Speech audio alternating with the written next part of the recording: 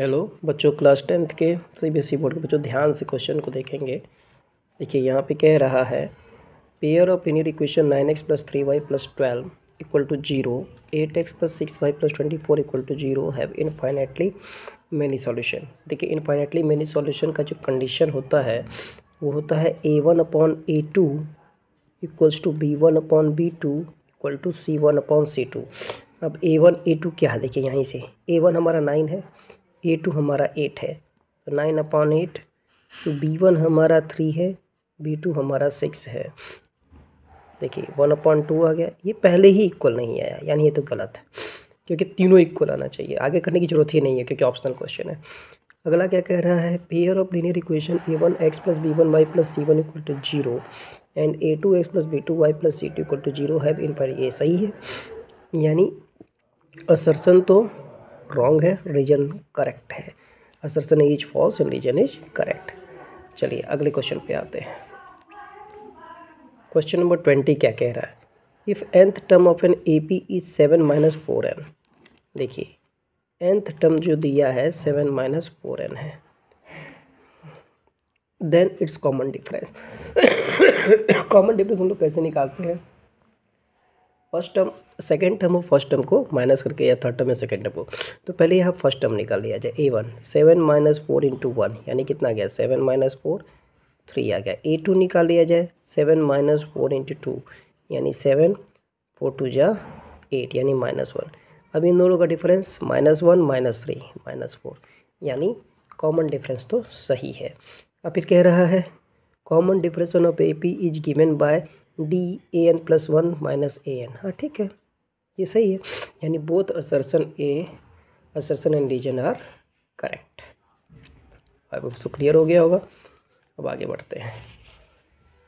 Question number 21 ये क्या कह रहा है, if two positive integers p and q are written as p हमारा दिया है a² bq, p हमारा दिया है a² bq। देखिए 2 नंबर वाले क्वेश्चन है तो इसको पूरा डिटेल में लिखना पड़ेगा।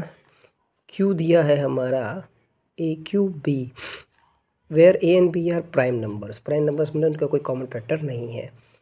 फिर हमको वेरीफाई करना है LCM of PQ into SCF of PQ। क्या वेरीफाई करना है, LCM of PQ into SCF of PQ equals to पहला P and Q, P और Q। देखिए बहुत आसान है। LCM जब भी निकालना हो, ट्रिक याद रखिए, LCM जब भी निकालना हो तो बड़ी पावर लेते हैं। जैसे a² और AQ में कौन सी बड़ी पावर है, AQ है। BQ और B में कौन सी बड़ी पावर है, BQ है। याद रखिए जब SCF निकालना हो तो छोटी पावर लेते हैं।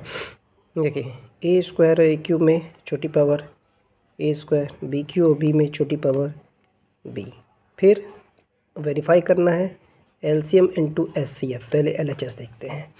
LCM हमारा कितना है, AQ BQ into a² B। देखिए AQ A2 यानी A5, BQ और B B4 आ गया। अब आते हैं RHS पे।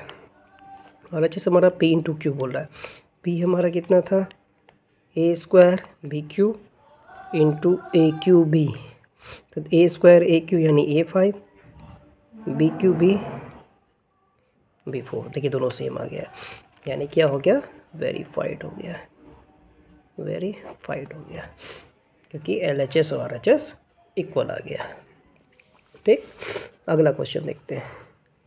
अगला क्वेश्चन नंबर 22 कह रहा है, क्वेश्चन 22 तो क्या कह रहा है, if nth term of an AP is 129। अब देखिए 2 नंबर में क्वेश्चन आएगा तो आराम से पूरा आपको डिटेल में लिखना है इसको।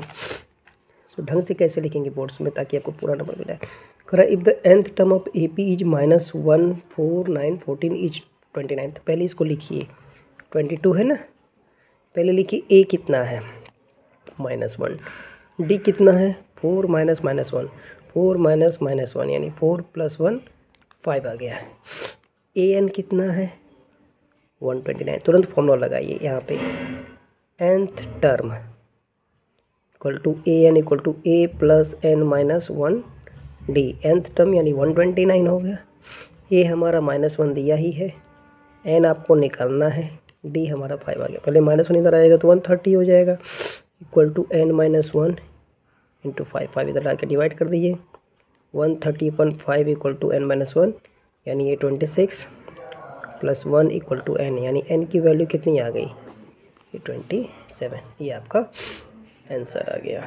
आई होप सबको क्लियर हो रहा होगा। चलिए इसी में और वाला क्वेश्चन देखते हैं। इसी में और वाला क्वेश्चन देखिए, और वाला क्वेश्चन देखिए क्या कह रहा है। और वाले क्वेश्चन में कह रहा है right the nth term of A P.